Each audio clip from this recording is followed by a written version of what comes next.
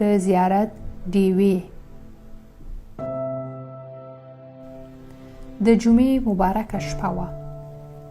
خلک زیارت ته راتلل او شمې به یې بلولې.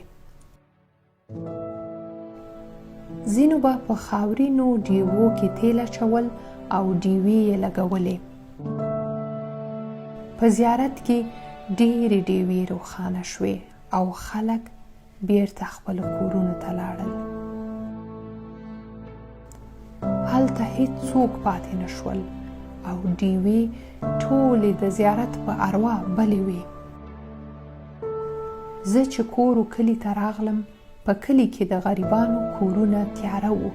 هغوی تیل نه درلودل ځکه په تورتم کې ناست وو. څوک چې په ثواب پسې ګرځېدل ټولو د زیارت ډیوې ولګولې او خوارانو غریبانو له حاله ناخبره وو. هو، د غریبانو په کورونو کې تیاره وه ځکه چا نه لیدل. په دوی باندې یوازې د خدای نظر و او بس.